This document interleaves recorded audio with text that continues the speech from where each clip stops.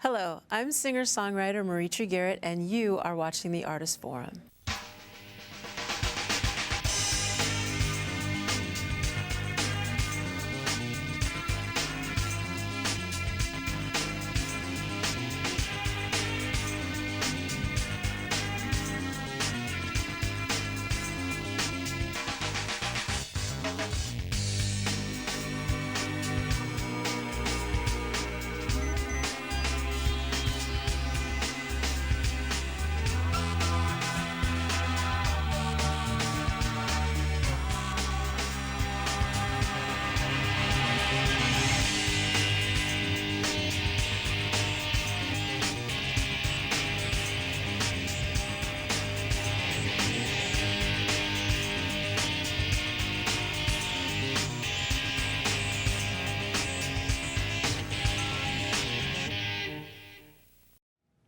Welcome to the Artist Forum. My name is Melissa Cornick, and tonight we are here with Maritri Garrett. Thank you for coming. Thank you for having me. It's my pleasure. I think it's fascinating, the music that you play. Thank you. Now, you are an alumni of the Artist Forum. I am. Yes, I am. I think I was on one of the early shows, yeah. Yes. What was that like? It was awesome. Really? It was awesome. Amos was there, and Shalita, I don't remember her last name, but she was great. And it was right after my band had broken up, so it was nice to do a solo thing for a change. How long ago was that? That's been 12 years. Did you enjoy being here? I had a great time. Oh, that's great. I had a great time. So tell me about yourself. I'm very curious about soul folk and the name and where soul it came folk, well, it came from all of the different kinds of music that I do, as well as the people that I have in my band, the soul folk experience.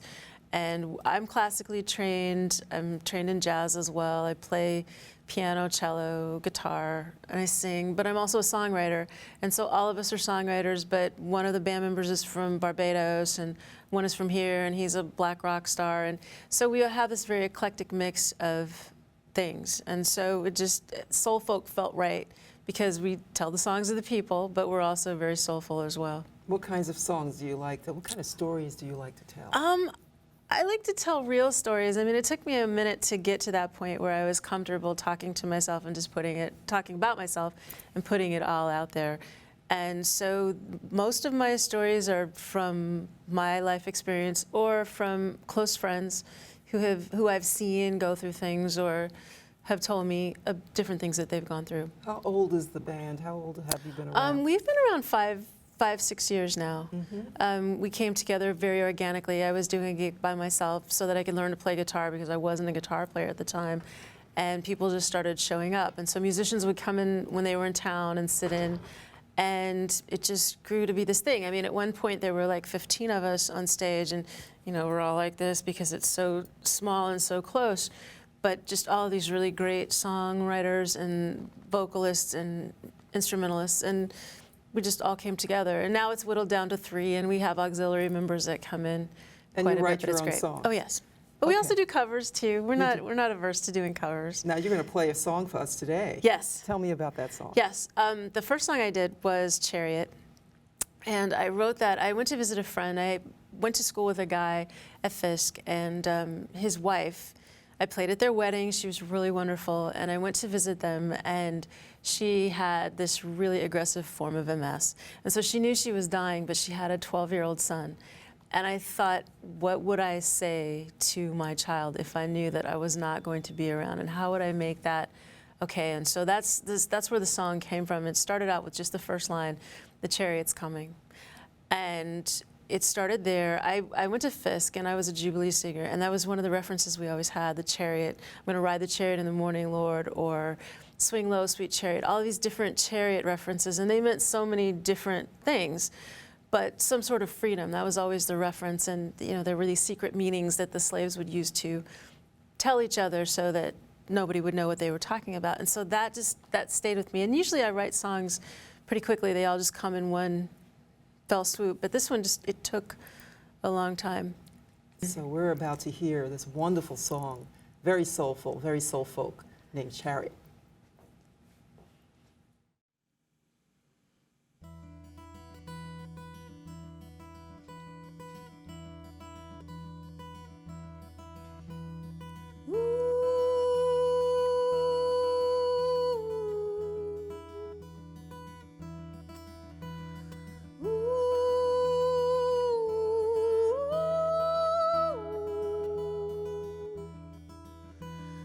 Chariot's coming to take me away. One glad morning to take me away, far away from here. Two horsemen leading and two behind. My soul's bleeding and the pain won't subside.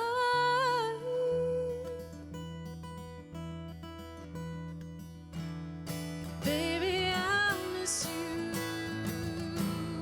more than you'll ever know, and baby, I love you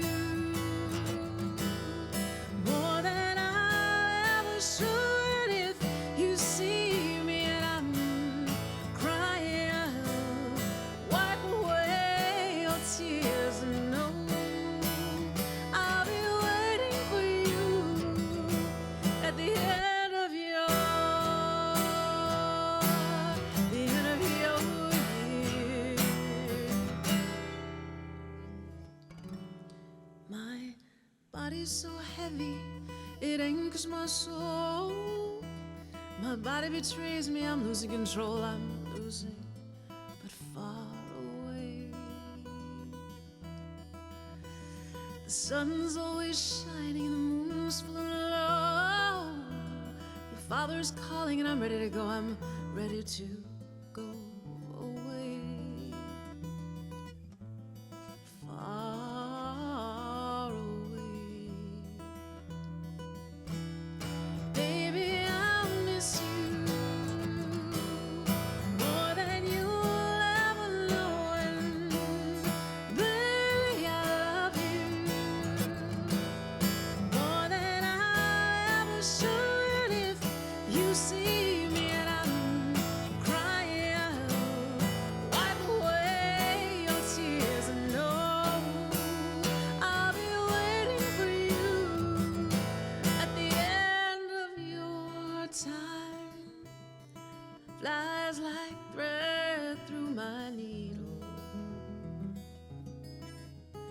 unsteady and slow. When you're ready to go, I'm ready to go home. I'm ready to go home.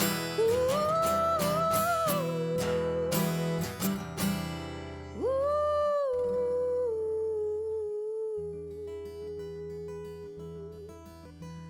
Oh,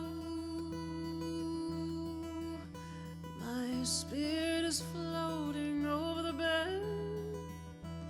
Remember, my darling, the things that I've said and far away. 'Cause I'll never leave you, I'm here by your side. Don't let life betray you, just swallow your pride and far away. Mama's never far away.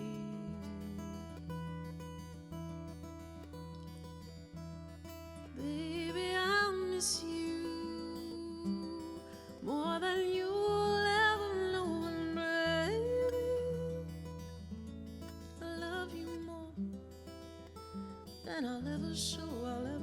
If you see me and I'm crying, I'll wipe away your tears and know I'll be waiting for you at the end of your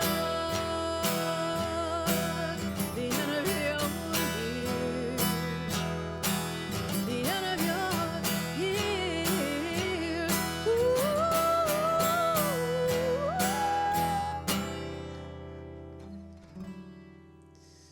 The chariot's coming. Chariot's coming. Chariot's coming. The chariot's coming.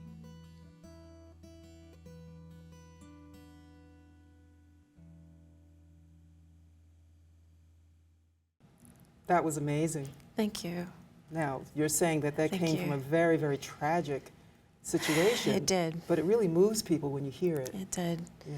Well, it talks about just there being an afterlife and that life doesn't stop and those memories don't stop and that they continue. And that was the only way I could think of to console a 12-year-old.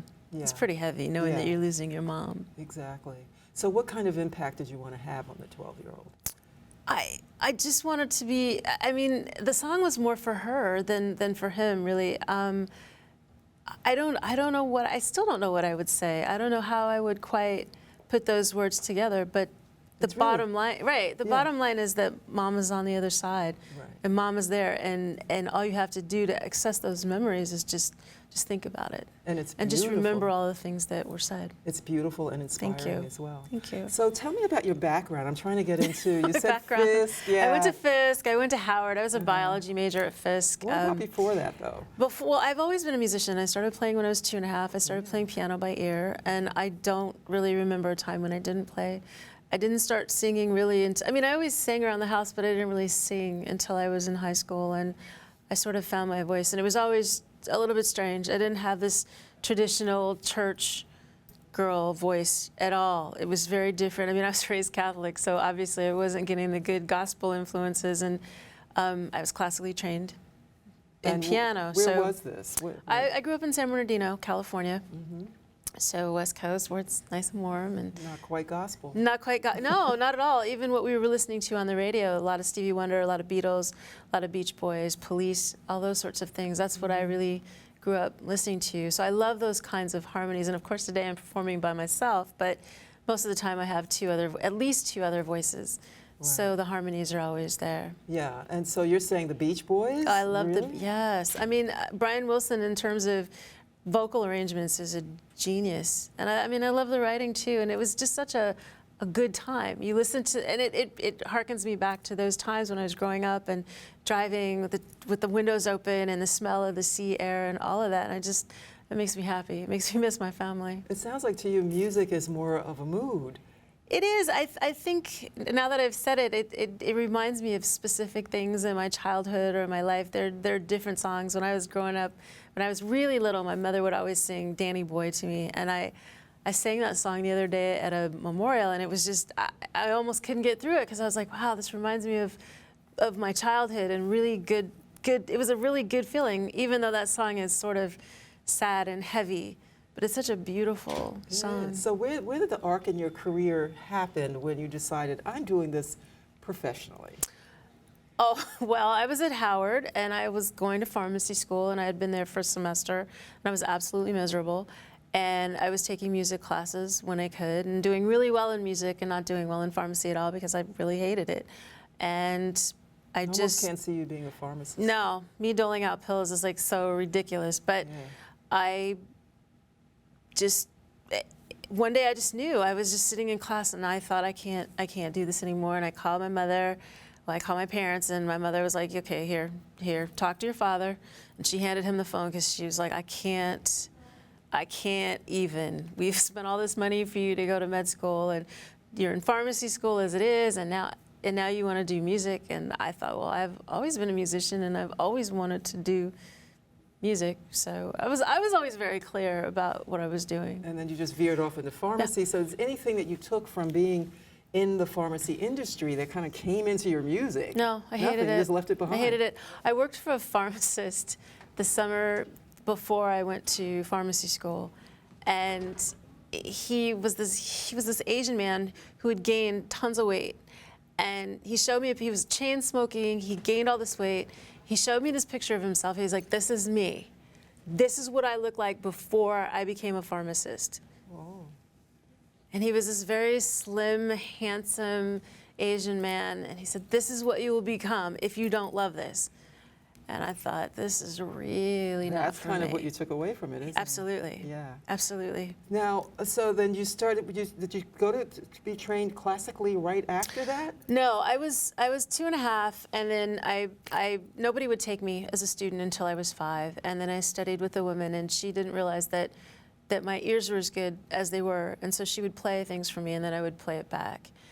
And then I studied with another woman who was fantastic and really taught me to read and made me read and insisted on it. And then I studied in high school with another professor who was just amazing and really pushed me and took me to the next level. And then I took almost 4 years off when I was at Fisk, other than singing and being on the road every weekend. I mean, I was in class all day, every day, doing biology, and then on the weekends, I was on the road. So the classical training came in Early. very early. Early, very early. And around 5. 5 years old. That's very unusual. Yeah. Yeah. And so when did you start formulating what you would be?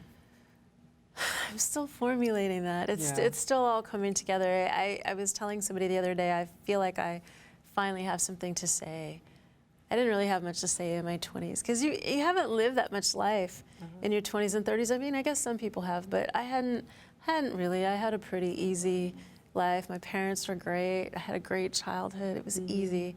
And so. And the Beach Boys. Yeah. You know, I mean, what could be better than that? So what influences your music? Tell me what everything. Yeah? Life, other music, art, beautiful art.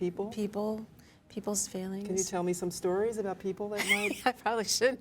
The names have been changed to protect the innocent. Okay, let's call it hypothetically Paul. Paul, right. Well, but you know, sometimes people do stupid things. Like I wrote a song for a friend of mine who just always in stupid situations, always in crazy relationships. And she, you know, people ask you to write a song about them. I was writing a song about somebody that I was dating because he kept asking me, write a song about me, write a song about me. And I was like, are you sure? And then the song was called Unsatisfied, and then he was very mad about the song. But you have to be careful what you ask for. That's a very interesting thing, that they ask you to write songs for them. Yes, people are very much, they have things to say, and they have these feelings, and they're unable to express them. I can't tell you how many people have come up to me and said, oh my God, your music is the soundtrack of my life. It's what I feel like I've done. It's all of those things. And you think that you're singular, that you're the only person that's going through that. So to hear that somebody else has these feelings and these emotions, and it may not be exactly the incident, but it's close enough. Close enough. I just want to be honest. Yeah. So are there differences between, say, the industry for you on the West Coast and the East Coast, and where do you see the biggest openings for you? Interesting, it's changing. It used to be here. I used to love being here because of the live performance aspect of things. I never really wanted to be just in a studio doing music. I wanted to be with other people making music for audiences. And now things are really sort of closing up out here in New York. And more live performances are happening in New York. People are moving out there. It's a little bit more affordable, and of course, the sun shines pretty much all the time. Why do you think this is happening, that things are closing up in New York? Oh, I don't know. I think it's the times. I think that the arts are not as important to people as they once were, especially music. But it's the same in theater. It's the same in dance. It's the same in visual arts, painting, sculpting. All of those things are just not as important to people because we're so obsessed with these electronic things. Right. Did you ever write about that? I haven't, but I might just, now that you say that. Tell me about your songs. Give me a few songs and titles and what they mean. Well, I told you about Chariot. Yes. The next one I'm going to do is called All in All, and it's just about life and the Creator and that relationship and the faith that pushes me out to do music every day, even though you never know if you're going to make any money. You never know how much money you're going to make. You just don't know. It's all about doing it for the joy and for the expression of things. So that's that. Yeah. Now, has there been any one person in your family that you think, or ancestor even, is there any connection to someone in your family? Sure. Yeah. My father was a musician. Really? He was a jazz musician, and he married my mother, and they had me 5 years later. And once he had me, he stayed at home to be a dad and not be on the road, and to be a husband. You grew up with a father at home. Oh, absolutely. What's that like? Absolutely, it was amazing. I mean, I don't know anything else. So yeah, he was really amazing. He was always supportive of everything that I did. I mean, what did he play? He was a saxophone player, alto sax. So you were telling us about your next song. Yes, my next song is All in All. And it's just about life and the Creator and all of the things that drive me to do music. Great. So now we're going to listen to All in All.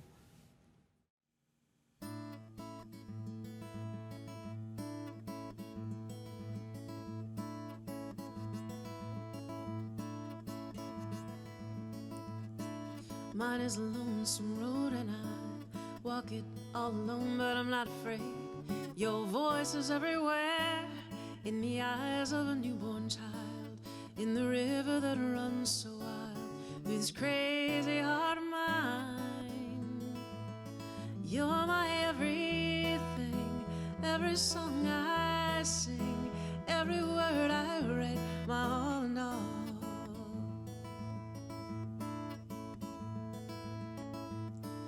I know you're by my side, you're in front of me, you are my guide, and you carry me when I am failing small. Say walk away, I would. You say stay, I'll learn my lessons good, and only time will tell. You're my everything, every song I sing, every word I write, my all and all. If I could find the words to say that I love you, if I could find the words to say that I care, I can hear your voice all around me, and I can feel your presence. It's everywhere, everywhere, everywhere.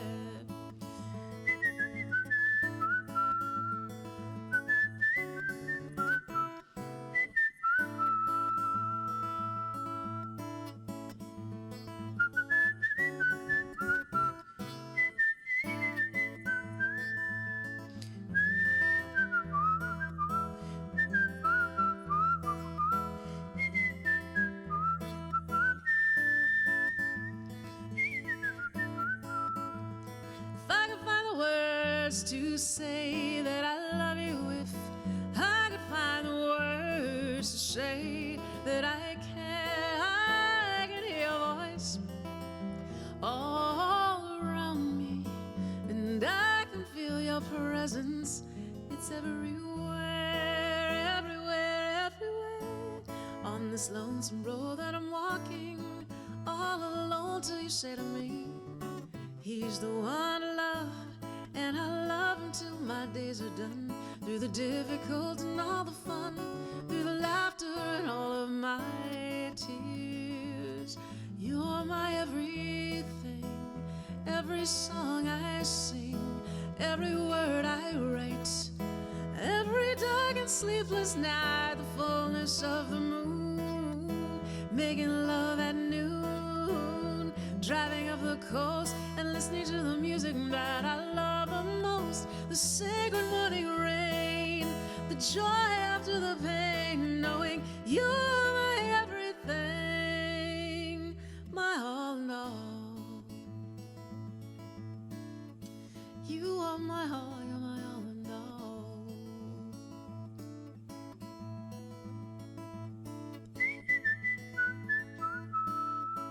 You are my all, you're my all and all.